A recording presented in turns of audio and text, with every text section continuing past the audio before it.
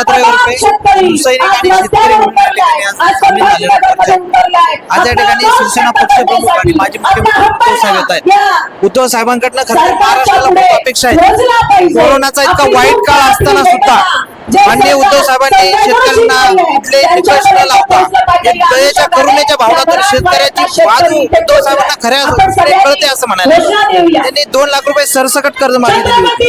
त्या ठिकाणी कुठलाही भेदभाव केला नव्हता. इतकं राज्य त्यावेळेला कोरोनाच्या संकटात असताना सुद्धा उद्धव साहेबांनी शेतकऱ्यांना मदत केली होती. आणि आता जे फसवं सरकार आहे फडणवीसांचं, ज्यांनी मतदान घेण्याबद्दल निवडणुकीच्या काळात घोषणा केल्या, घसा फाडून सांगितलं की 7/12 कोरा कोरा कोरा बेबीच्या देठापासून ओरडले.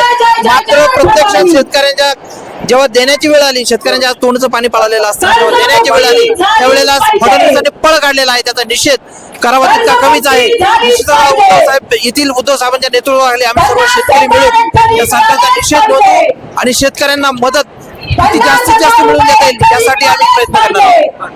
बरं, आता 31,000 कोटीचे बजेट दिलेलं आहे, जे आपल्याला पॅकेज म्हणता येईल, तर ते पुरेसं आहे का?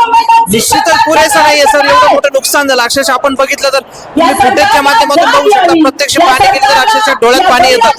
ज्या शेतकऱ्यांनी 2 वर्षापूर्वी शेती पुरात वाहून गेलेली होती, कर्ज काढलं बँकेचं कर्ज काढून त्यांनी शेती पुन्हा उभी केली, ते कर्ज फिटलंही नाही, लगेच पुन्हा पूर येतो, पुन्हा अतिवृष्टी होते, त्यांची शेती वाहून जाते. त्या शेतकऱ्याला आत्महत्या करायला सुद्धा तिथं झाडं शिल्लक राहिले फाशी घ्यायला, अशा अवस्थेत तो शेतकरी आज आहे. त्याने काय करायचं की वाईट परिस्थिती असताना फक्त तोंडाला पाणी पुसतात. फसव्या घोषणा करतात. एकीकडे फडणवीसांनी सांगायचं की कर्जमाफी देऊ आणि अजितदादांनी सांगायचं वेळेवर बँकेचा भरणा. बँका दारा देऊन बसून इतकी कडक सावकारासाठी सुरू आहे. सगळं सरकार पुरस्कार सुरू आहे. सरकारला शेतकऱ्यांची काही देणं घेणं नाहीये. शेतकऱ्यांच्या आसू पुसण्यासाठी या ठिकाणी कोणी वाली उरलेला नाही.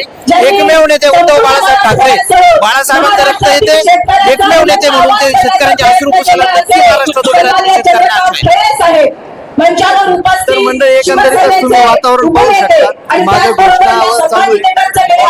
शेतकरी या ठिकाणी एकत्र आहे.